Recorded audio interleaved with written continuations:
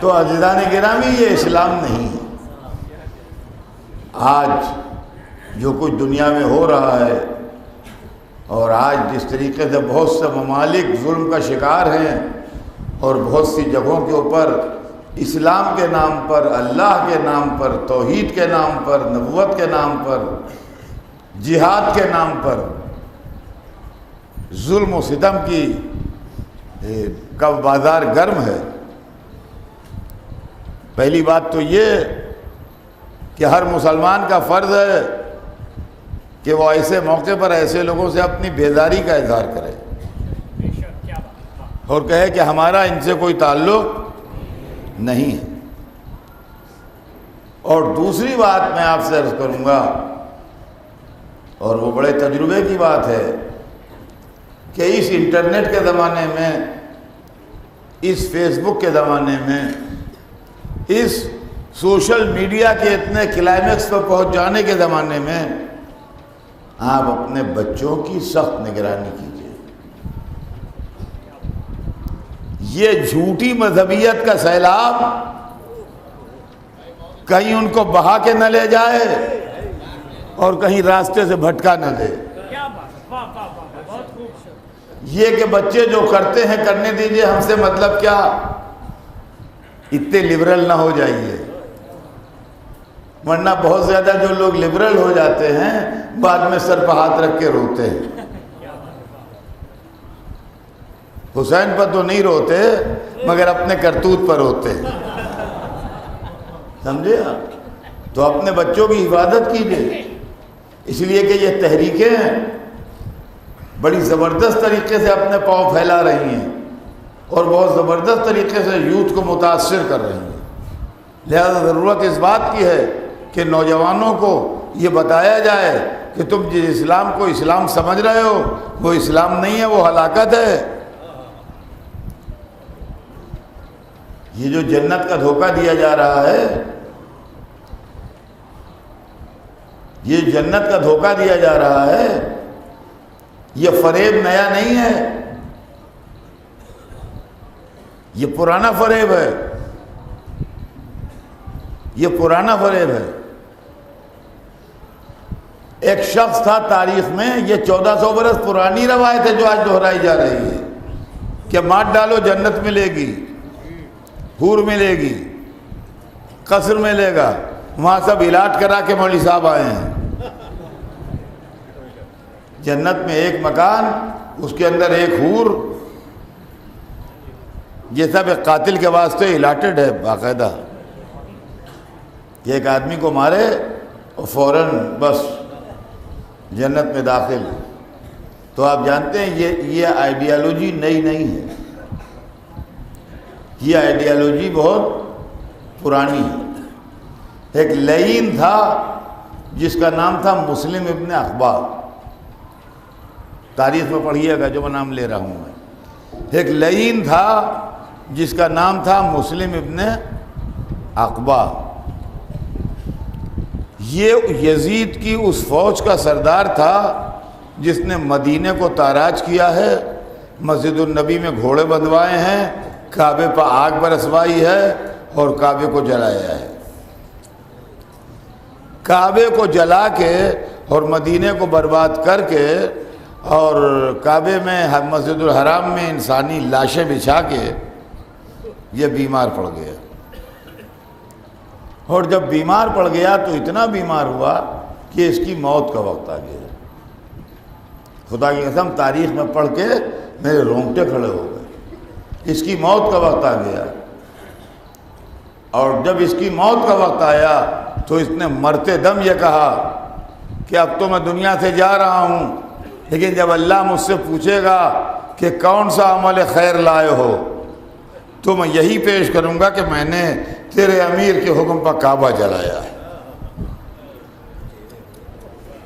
کعبہ جلایا ہے۔ یہ عمل خیر لے کے اللہ کے پاس جائیں گے، اللہ سے کہیں گے کہ ہم نے کعبہ جلایا ہے تیرا، اس لیے۔ تو عزیزان گرامی، قتل کر کے ظلم کر کے جنت کی امید رکھنا یہ یزیدی دور سے چلا آ رہا ہے، آج کا نہیں ہے۔ لہذا ہم کہتے ہیں کہ ہر مسلمان کا فرض ہے ہر انسان کا فرض ہے کہ وہ کربلا کی حفاظت کرے۔ دیکھیے یہ خزانہ جو آپ کے پاس ہے سب لٹ جائے مگر یہ لٹنے نہ دیجیے،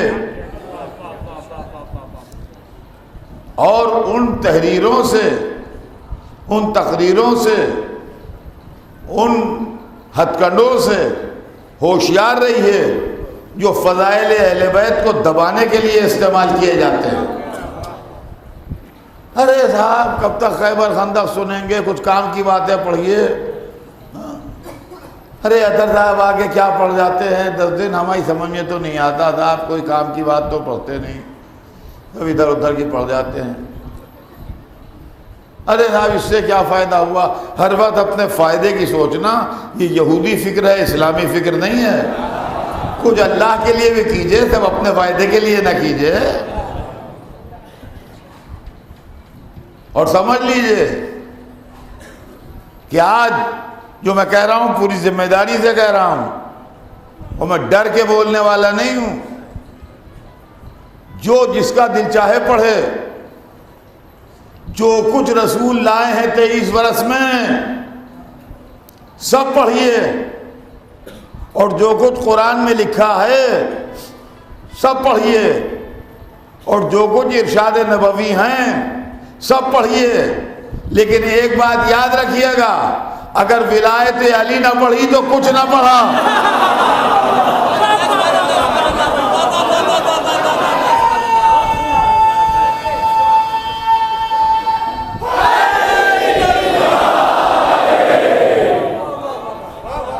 دنیا بھر میں گھوما ہوا آدمی ہوں، میں نے بہت سی ایسی تقریریں سنی ہیں، ارے اس سے کیا حاصل ہے، اس سے کیا حاصل ہے، اس سے کیا حاصل ہے، بڑے ناصح مشفق بنے بیٹھے ہیں۔ ہر چیز ضروری ہے، ہم یہ نہیں کہتے کوئی چیز ضروری نہیں ہے۔ آپ کے جسم میں جو کچھ اللہ نے دیا ہے سب ضروری ہے، اور اسلام میں اللہ نے جو کچھ نازل کیا ہے سب ضروری ہے۔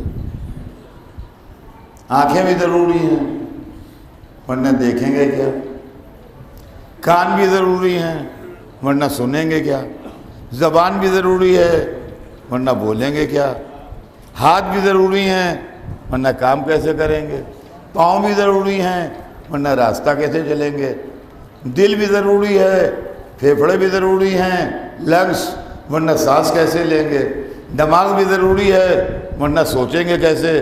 مگر یہ تمام چیزیں فائدہ مند اس وقت تک ہیں جب تک آپ کی روح آپ کے بدن میں ہے، اور ادھر روح نکل گئی، آنکھیں ہیں مگر دیکھتی نہیں، زبان ہے مگر بولتی نہیں، کان ہے مگر سنتے نہیں، ہاتھ ہے مگر حرکت نہیں کرتے، پیر ہے مگر راستہ نہیں چلتے۔ عزیزان گرامی، ولایت علی روح ہے۔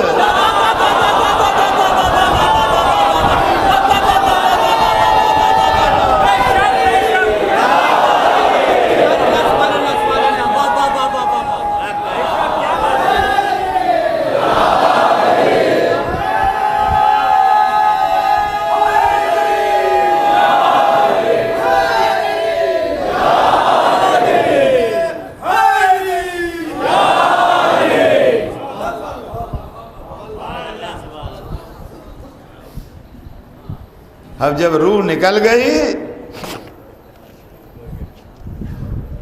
تو ان کا آنکھیں تو بہت بڑی بڑی ہے، بڑی خوبصورت ہیں، مگر اب وہ خوبصورت آنکھیں کس کام کی ہیں؟ ان کا زبان تو صاحب ان کی ایسی شیریں زبان کہ کیا کہنا، تو اب وہ زبان کہاں بول رہی ہے جو شیریں ہے؟ ارے بڑے پہلوان آدمی، طاقتور، 10-20 پا اکیلے بھاری، مگر اب کہاں طاقت ہے؟ تو عزیزان گرامی، یہ خطابت نہیں ہے، یہ میں اپنے بچوں کو سمجھانے کے لیے، اس لیے کہ اگر ٹھیٹ عربی اسٹائل میں پڑھوں نا تو لوگ بور ہو جائیں۔ یہ میرا تجربہ ہے جو مجھ کو اس طرح پڑھواتا ہے، ورنہ بیک گراؤنڈ میں ایسا نہیں کہ کچھ نہ ہو، بیک گراؤنڈ میں ارشاد رسول ہے۔ اب سنیے ارشاد رسول، سنیے اس پوری تقریر کا بیک گراؤنڈ، ارشاد رسول سنیے۔ سرور کائنات نے فرمایا، یا علی کوئی شخص قائم اللیل ہو یعنی رات بھر عبادت کرتا ہو، صائم النہار ہو یعنی سال بھر روز روزے رکھتا ہو، سامنے پہاڑ تھا، کہا اس پہاڑ کے برابر سونا اللہ کی راہ میں خیرات کر چکا ہو، جتنا ویٹ اس کا اتنے ویٹ کا سونا اللہ کی راہ میں خیرات کر چکا ہو۔ روزے کے عالم میں سعی کرتا ہوا صفا و مروہ کے بیچ میں، مظلومی کے عالم میں بے جرم و خطا قتل کر دیا جائے، کسی کو سزایا تھا نہ کسی کو پریشان کیا تھا نہ کسی کو مارا تھا، بے جرم و خطا صفا و مروہ کے بیچ میں کہیں پر مار ڈالا گیا، صحیح کر رہا تھا، مگر یا علی ان سب کے باوجود تمہارا دشمن ہو۔ کیا کہنے دیکھا آپ نے، ہے موٹا تازہ تگڑا آدمی، روح نکل گئی۔ کیا کہنے تو سنا آپ نے رسول نے کیا فرمایا؟ کہا یا علی اللہ اسے اوندے منہ جہنم میں پھینک دے گا۔